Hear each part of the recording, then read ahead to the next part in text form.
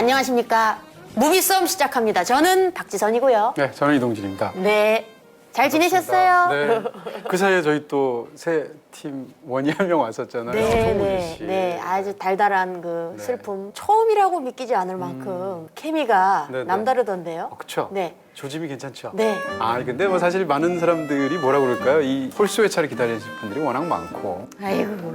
오늘 영화가 참 괜찮습니다. 네. 바로 이제 뭐 칠드런 홈맨이고요. 이 영화는 사실 약간 영화 팬들 사이에서 좀 작은 전설처럼 내려오는 작품이라고 말할 수 있습니다. 원래 만들어진 건 2006년도인데 근데 재개봉이 아니고 개봉입니다. 그때 2006년에 개봉을 아예 안 했었군요. 안 했었죠. 그렇지만 이 영화가 좋다는 얘기 굉장히 많아서 개인적으로 참 보고 싶었던 영화고 이걸 만들었던 감독이 이제 알폰소 쿠아론인데 처음 영화로 멕시코에서 만들었던 이투마마라는 작품부터 굉장히 좋았거든요. 그래서 기대하고 있는데 개봉을 안 하는 거예요. 그래서 DVD가 나왔을 때 바로 사서 봤더니 영화 너무 좋은 거죠. 대체 이게 왜 개봉을 안 했을까? 그러던 작품을 지금 10년 만에 드디어 개봉을 하게 됐습니다. 이렇게 10년 만에 다시 개봉하게 된 계기도 좀 궁금하네요. 그렇게 되면. 알폰소 쿠아론이 다음에 만든 영화가 그래비티잖아요. 평론가님이 이거 해준. 네. 네네네. 그런 면에서 알폰소 쿠아론의 전작이 그렇게 굉장한 훌륭한 SF라는데 라면서 많은 사람들이 찾기 시작했고 그래서 다시 개봉하게 된 케이스가 아닌가. 근데 저는 10년 전에 만들어진 영화라고 못 느꼈어요. 그쵸. 그냥 최근에 나온 영화 같았어요. 특히 이제 SF 영화들은 조금만 지나도 이 시각 효과 같은 게 워낙 발전을 하니까 낡아 보이는데 이 영화는 그런 게 하나도 없더라고요. 저도 이번에 거의 10여 년 만에 다시 봤거든요. 더 좋더라고요. 저도 기대되죠? 2번 보고 왔는데. 네네. 2번. 이분은 뭐 양으로 승부하시는 분이니까 지난번에 우리들 4번 보시고. 그리고 네. 이동진 평론가님이 자꾸 뭐 이렇게 보니까 뭐를 이렇게 써오시더라고요. 그래서 저도 적어왔어요. 멋지다. 공부하는 연예인입니다. 네, 그러니까 여러분들은 뭘 하시면 되느냐? 구독! 자, 칠드런 홈맨 이제 본격적으로 이야기를 진행해 보도록 하겠습니다. 네. 일단 이 영화의 스토리가 궁금한데 줄거리부터 제가 소개해드릴게요. Good morning. Our lead story. The world was stunned today by the death of Diego Ricardo, the youngest person on the planet. 때는 2027년. 인류는 원인을 알 수 없는 불임으로 생명 탕생의 기쁨을 맛볼 수 없는 종말의 시대를 맞이하게 됩니다. 한편 아들을 잃은 후 무기력하게 살아가던 태호는 I'm sorry about theatrics. 불법 이민자를 위한 저항단체 리더이자 전 부인인 줄리안에게 I need transit papers. Not for me, a girl. Need to get her to the coast to pass security checkpoints. 기적처럼 임신한 소녀 키를 부탁받게 되는데요. She's pregnant. 태호는 테러와 무정부 상태로 혼돈스러운 상황 속 The government will take her baby and parade a posh black English lady as the mother. 인류 최후의 임산부를 이용하려는 세력들을 피해 Hospital ship disguised as a fishing boat. They'll take us to the Human Project. 그녀와 아기를 지킬 마지막 희망 내일호에 오를 수 있을까요? Your baby is the miracle the whole world has been waiting for. We will find a way to get you to the Human Project, I promise. 그래비티로 명성을 떨친 알폰소 쿠아론 감독의 SF 걸작 칠드런 오브맨 드디어 무비썸과 함께합니다. 아니 일단 그 줄거리 스토리 자체가 되게 흥미로웠어요. 다른 SF 영화들 보면은 보통 이제 외계인들이 막 침공하고 지구 막 뭐 와서 부딪히고 바이러스 막 퍼져가지고 막 좀비들 막 다니고 그랬는데 이 줄거리는 되게 현실성 있지 않아요? 그렇죠. 시기적으로는 2027년인데 보통 이런 영화를 만들면 시각적으로 하다못해 그냥 자동차를 날아다니게라도 만들죠. 영화에서 그런 장면이 거의 없어요. 중간에 이제 청장의 아들이 약간 이렇게 손을 움직일 때 직접 키보드에 터칭을 하지 않는 방식으로 해서 게임을 하는 것 같은 그 정도지 나머지는 뭐 거의 시각적으로 이것이 미래의 모습이라는 걸 보여주지 않고 오히려 현재의 모습을 그대로 옮겨서 그것을 굉장히 디스토피아적인 상황으로 슬럼처럼 보여주잖아요. 그래서 어떻게 보면 우리가 이제 미래 사회를 다룰 때 수많은 영화들이 있을 텐데 그런 쪽으로 전설적인 영화가 블레이드 러너 같은 작품이잖아요. 그런데 거기서 보면 약간 일본적인 풍경에다가 도시가 슬럼 같은데 고층 빌딩 사이로 막 날아다니는 비행기라든지 또는 안드로이드라든지 이런 것들이 나오게 되는데 이 영화는 뭐 시기만 2027년이지 심지어는 다루는 모든 문제나 시각적인 모든 것까지 지금하고 거의 같잖아요. 그런 면에서 이 영화는 사실은 주제적인 측면이 특히 중요한 그런 작품이었다. 자, 그다음에 이 영화의 전체적인 스토리를 볼 때 뭐야? 왜 불임이 됐다는 거야? 이런 얘기 안 나오잖아요. 안 나와요. 그렇죠. 불임의 이유 그리고 다시 그 흑인 여자분 키 씨가 임신을 하게 된 이유 이런 것들이 안 나와요. 네. 사실은 1급 영화들이 그런 영화들이 많아요. 그런 쉬운 해답을 주는 게 무슨 의미가 있겠어요? 예를 들어서 무슨 방사능 실험을 잘못해가지고 더 이상 여자들이 임신을 못한다. 이런 설정이라면 그게 뭘 얘기해 주나요? 아, 방사능은 역시 위험해. 이런 주제가 되나요? 그러니까 불필요한 것들은 다 제거해 버리는 거죠. 그래서 이 영화 속에서는 불임이 왜 됐는지가 영화에서는 사실 굉장히 중요하지만 영화를 다 보고 나면 사실은 하나도 안 중요하고 심지어는 설명도 안 하고 이 영화의 진짜 관심은 다른 곳에 있다. 그런 이야기들이 나오지 않음에도 불구하고 재밌습니다. 네. 네. 암울하게 느껴지진 않으셨어요? 암울하죠. 시대 배경이 아무래도 암울하고 또 계속 막 TV 화면에서는 막 네네. 계속 자살을 권유하는 듯한 약을 막 팔잖아요. 네, 콰이어터스란 이야기죠. Is there a chance it will not work for me? There have been no cases of anyone surviving who has taken the preparation. 그 스펠링을 못 읽었어요. 그냥 똑같아. Q-U-I-E-T-U-S. 무슨 뜻이에요? 그건 햄릿에 나오는 얘기입니다. 이 영화는 사실은 수많은 레퍼런스를 갖고 있어서 다 설명하려면 3시간이 걸려요. 근데 오늘 뭐 네. 밤샙시다 막.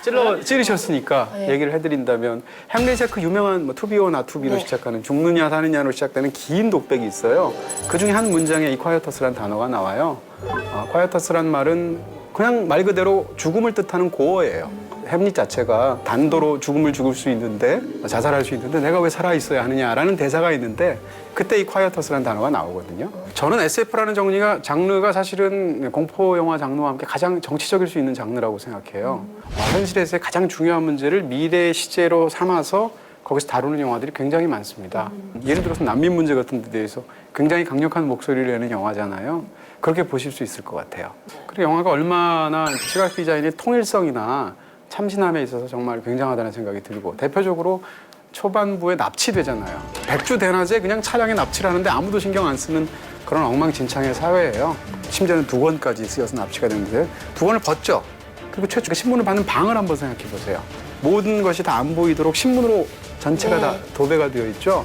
그 신문의 글귀 하나하나를 보시면 모든 글귀를 다 만들었어요. 이 상황 속에 맞는 얘기들, 예를 들어서 시애틀에서 무슨 이슬람 사원을 미군이 점거를 하니까 이슬람 교도들이 거기에 대해서 항의하는 시위를 하면서 유혈 사태가 있었다. 이런 것들이 수많은 헤드라인으로 배치를 했고 그것이 신문으로 완전히 도배된 상황에서 주인공이 있을 때 그를 둘러싸고 있는 모든 신문들이 말하고 있는 것은 지금 27년의 현재 세상이 얼마나 참혹할 정도로 수많은 문제로 둘러싸인 건가를 보여주잖아요. 그럴 때 그 한가운데 그 사람이 있는 거죠. 이런 식으로 의미적으로나 그것을 보여준 시각적인 어떤 미술적인 처리라거나 이런 것들이 정말 뛰어난 그런 작품이라고 할 수 있습니다. 이동진 평론가님께서 이거 얘기하다 보면 한도 끝도 없어요라고 말씀하신 이유를 알겠어요. 알겠죠. 그 보면은 뭐 그런 신문 저는 몰랐는데 그런 헤드라인들도 다 만들어낸 거라고 하니까 이런 장면들이 많잖아요. 막 거리 지나다 보면 전광판도 되게 많이 나오고 어떤 이런 글귀들이 많이 나오는데 저는 미처 눈치채지 못했는데 그런 것들도 어떻게 보면 다 의미들이 뭔가 있겠네요. 그렇습니다. 바로 그런 이유 때문에 저도 이 영화를 몇 년 전에 처음 보고 이번에 다시 보면서 그때 몰랐던 걸 안 거 많습니다. 제스퍼 집을 갈 때 그 두 여자와 테오 이 셋이 차를 타고 가잖아요. 탔을 때 그 위기 상황에서 여자들이 이제 위험하니까 스스로 이렇게 주문 같은 걸 외우는데 온만이 밤매홈.